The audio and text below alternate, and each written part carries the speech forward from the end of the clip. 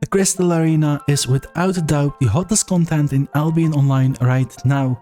So much so that I haven't lost any piece of gear ever since this new feature was added to the game.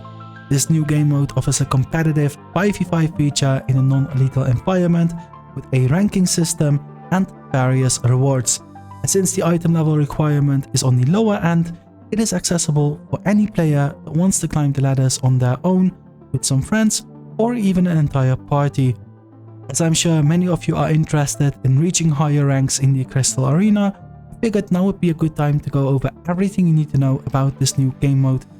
I'll go over topics such as what the best mount is for this content, how you can gain a huge advantage by bringing item swaps, why you shouldn't limit yourself to the soft cap, and even more in this Crystal Arena guide. As always, you can use the timestamps below to help yourself find the information that you need. In order to join a Crystal Arena match, you have to click on the activities icon at the top right and select Arena from the drop-down menu. A new window will pop up once you do so, with one of the game modes being the Crystal Arena, which is the one you're looking for. If you click on it, the sign up window will pop up this time, where you can queue either as a fighter or a healer. The fighter role includes everything that's not a healer, so if you wish to play as a tank or support, you also fall under the fighter role. It's extremely important that if you select healer as your role when queuing up, that you actually play a healer that can sustain an entire party. Without proper heals in this content, your party is simply set up for failure, which is probably not your base motivation for starting this competitive content to begin with. Besides, Sandbox Interactive has announced that players can now be temporarily banned from the arena modes if they don't play their roles. Aside from selecting the role you wish to play, you also have to meet the item power soft cap. This is the minimum item power level that you have to meet in order to participate in the Crystal Arena. The value is set to 900, which is an item power level even newer players can meet with ease, making the Crystal Arena accessible for anyone that has an interest in it. However, you should know that 900 is the soft cap and that you can push beyond that by bringing better gear and having higher masteries. For everything beyond 900, there is a 20% effectiveness in item power. So if you queue with 1400 item power, which is 500 more than the soft cap, you'll benefit fully from the first 900 and then additionally benefit for 20% of the remaining 500, which is an extra 100 item power for a total of 1000. As every 100 item power is about a 10% increase in stats, you will still benefit from bringing better gear and having higher mastery and specialization levels in the Crystal Arena. Another thing you will benefit from within the Crystal Arena is bringing item swaps. Aside from the gear that you have equipped, you can take anything you want with you in your inventory. If, for example, you queued as a healer and had a nature set equipped, and the enemy counters you with a Great Curse, which removes all your healing over time, you will struggle keeping your own health up, but also that of your teammates. So if you also have a holy set in your inventory, you can swap to it the moment you get a chance to do so, which will be either right after you die or when you're out of combat. And the same goes for all of the other roles as well. Whether you're a healer, tank, support or damage dealer, if you bring item swaps with you, you can increase your odds of winning by countering your enemies or ensuring you don't get hard countered by them.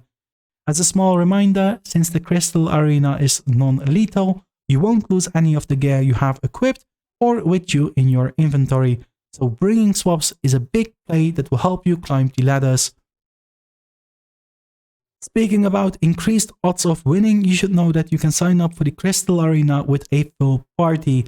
Having a pre-made team of 5 players makes for better communication, especially if you use voice comms such as Discord. You also have a team comp with builds to your liking, and over time you will also build synergy as you play together and get used to each other's playstyles. A bunch of factors that will make for a more qualitative Crystal Arena experience, and with that, better chances of winning. If you can't get a full party together for the Crystal Arena, you can also queue up with 2 friends, 1 friend, and even on your own. So you can queue up with a party of 1, 2, 3 or 5 players, and no matter how many players you decide to queue up with, you will always get merged into a full team of 5 when the match starts. If you do sign up with a party of 5 players, do know that the system will try to match you with another pre-made team of 5, meaning you'll face another team that's most likely well organized as well. However, if the system can't find a match for your team in 10 minutes, you'll enter the pity queue, which will soften the rules of matchmaking and even allow you to fight non-pre-made teams, making for a match that should be easier in comparison. From my experience, before you hit the 10-minute pity marker, the system tries to be as accurate and fair as possible with other team sizes as well. So if you queued up with 3 players, it's very likely there'll be another 3-man pre-made party in the enemy team. And the same goes for MMR as well. The system first tries to find opponents of the same rank, and only after hitting pity will it soften and find opponents of higher or lower levels to get the match started. So matchmaking tries to be as fair as possible for the first 10 minutes where both rank and party sizes are taken into account, but once your queue goes beyond 10 minutes, it enters the pity stage where it tries to match you as fast as possible with an opponent with softer matchmaking rules. Before I explain the Crystal Arena game rules, I want to share some practical tips with you that will help you climb even further. So far we already went over the importance of playing your role, the advantage in having a higher item power level, bringing item swaps to counter your opponents, and having a pre-made party. A more practical tip related to your loadout that will help you climb in this game mode is bringing a fast mount. Some mounts are actually banned within the arena, such as battle mounts, and some mounts simply don't have a place in it as they are very slow, such as oxen. What you want to have is a regular mount that's very fast, which is why you'll often see players use the Grey Wolf in the Crystal Arena. Not only do players use the Grey Wolf as their mount of choice because it's affordable and has high movement speed bonuses, but also because you mount up very quickly. And as every second is very valuable within this game mode, both the speed and mount up time are very important. To my surprise, and probably yours as well, despite the Grey Wolf being a great pick for this game mode, it's not the best pick.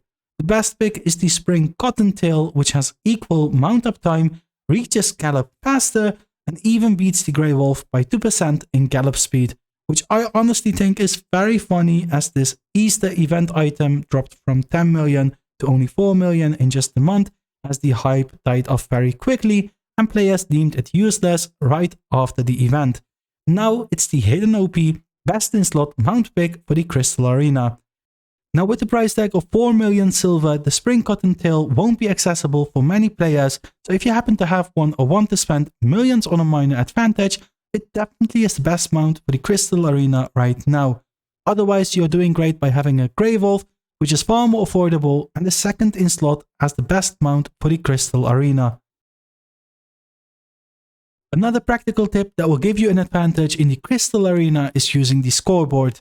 The default key for the Scoreboard is Tab, and by viewing it you will get an overview of what every player is wearing for their gear before the match even starts. So if you notice the enemy hard counters you or your team, you can swap your gear before first contact takes place. On to the Crystal Arena match rules, which follow the rules of the Crystal League. First of all, matches in the Crystal Arena are non-lethal. This means you won't lose any of the gear you have equipped or with you in your inventory. Crystal Arena seasons begin with each guild season and continue through the off-season. All players start at Iron 1 rank with 0 rank points when a new season starts, and as you play matches and win, you gain rank points, and when you lose a match, you lose some of your rank points. As I've already mentioned once before, players can get temporarily banned from the arena for not playing their role. When a match takes place, each team starts with 150 points. In order to win, you have to reduce the opponent's total points to 0. Reducing your opponent's points is done in 2 different ways. The first way is to capture and hold the runestones within the Crystal Arena. There are a total of 3 runestones, and based on how many more of these you hold when each minute ticks, you make your opponents lose more points. Holding 1 more runestone than the opponent when a minute is over will reduce their points by 10, and holding 2 or 3 more runestones will reduce their points by 20. Additionally, capturing a runestone will reduce their point by 1, and every time your party kills one of the opponents, they lose another 6 points. So capturing rune points and holding them along with killing your opponents all make for points and is how you win your matches in the Crystal Arena. Finally, let's go over the rewards the Crystal Arena makes for. Aside from the rank points that you gain for every win, which will make you climb the ladders even further, you also get silver, fame, sigils, and Crystal League tokens for winning. If you are one of the losing participants, you'll still receive smaller consolation prizes. There are both daily limited rewards and unlimited rewards. The sealed Royal Sigil, which gives a Royal Sigil of a random tier, is one of the limited rewards, whereas fame and silver are granted both in the limited rewards as well as the unlimited rewards. The unlimited rewards also include occasional vanity items and arena sigils. The win and loss rewards scale depending on your rank, and the higher your rank, the better the rewards. Aside from the limited and unlimited rewards, you also gain additional rewards for ranking up. These are given once per season every time you reach a new rank, which should be extra motivation to reach the highest rank possible every new season. In conclusion, the Crystal Arena brings the very competitive 5v5 Crystal League game mode to its entire player base in a non-lethal environment. You can queue up solo, with a friend or two friends, or even an entire party of 5. You climb the ladder by acquiring rank points with every win, and as you advance, you get better rewards. I hope the information and tips I've shared with you in this guide will help you climb the ladders of the Crystal Arena. If you found this video helpful, please give it a like and feel free to subscribe to my channel for more Albion Online content. Hope to see you guys soon in the Crystal Arena.